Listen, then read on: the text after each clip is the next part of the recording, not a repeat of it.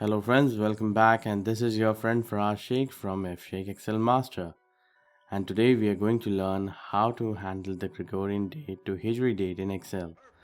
Well, my friends, Hijri date is an Islamic date calendar which has been widely used in the Arab region. Well, the purpose of my making this video that few months back I came across a lot of data which was having an Hijri date. Unfortunately, the dates were maintained into a text format, which really makes the task difficult to do the analysis. You spend a lot of time in cleaning your data rather than actually working on the file. So I thought, why not to make a video and make you aware on this one. It is the most commonly asked question to me, that how can we convert the Gregorian date to Hijri date, and we are also going to see that how can we enter the Hijri date in Excel. And my friends, those who are using the Arabic version of Microsoft Excel, they can easily enter the Hijri date into their Excel files. The main challenge comes for the English users, those who have totally the US setting been installed. And today we are going to tackle this issue. So let us dive into our data. So this is the dates. What do we have? Firstly, we are going to change the Gregorian date to an Hijri date. So we are just going to select the entire column where my entire data is there. I can just simply press Ctrl 1 or right click, Format Cells. So under Format Cells, you will come to Date Format. And under the Date Format, you will jump to Locale.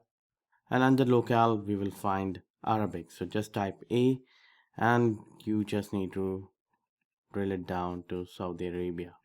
And my friends, those who are seeing this video in different Arab region like Morocco or Syria or UAE, no worries, you can just select your country. And the most important thing is the calendar type. We have to select the correct calendar type, which is Hijri, and just press OK. So we got our Hijri date in place over here. Now just carefully look the formula bar. The formula bar says 1st of January 2019. So when you select any Hijri date, it will show the Georgian date in the formula bar. This is because we have asked Excel to apply the Hijri date format on the entire column. So if you have seen my previous video where I have explained in detail about date and time, we know that every date is a number in Excel. So this is very important for Excel to understand that it's a date value, not a text. So it will allow you to filter it as per the months and years. This is a benefit of putting it in the date value. So let us look to our second question, which says that how can we enter the Hijri date in Excel. So you must be thinking that I will just type 24/04/1440. It didn't work, you see, because it is just in the text format and Excel doesn't understand that it's a date. And maybe we will write 04/24/1440. It didn't work because it's still in a text format. And we know very well that whenever we store any date or any value which is there, it will get right aligned. Now to handle this situation, you might have come across Microsoft support article where it says just to add an A before this date, but it's still not working. We just slightly need to change our registry. So let me save this file for you and we'll close this Excel file for time being. Wonderful. And we are going to go regedit, which is the registry editor. Okay, once you open the registry editor, note my friends, if you are working in organization, then you might need to contact your IT department for the registry editor, because most of the companies, they block the registry editor and it has access to the IT department. So now we are going to select the current user and we are going to expand this list. We'll go to software, and under software I'll be looking Microsoft. Wonderful. And we are going to look Office. Okay, and under the Office you are seeing this 16.0. Maybe if you're using Excel 2013, this will be called as 11.0. So just look for this version, and once you drill it down, just look for Excel, and under Excel look for the option. So this is a place where we are going to add one simple thing. You just click over here, right click, new, and select D word 32-bit value and type exactly the way I'm typing. Excel 9 underscore HIJRI. Enter.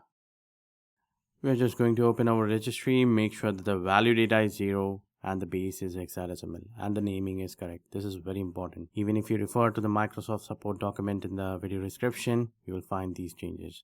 Hit OK and just close your registry. You'll open back our Arabic date document. Wonderful.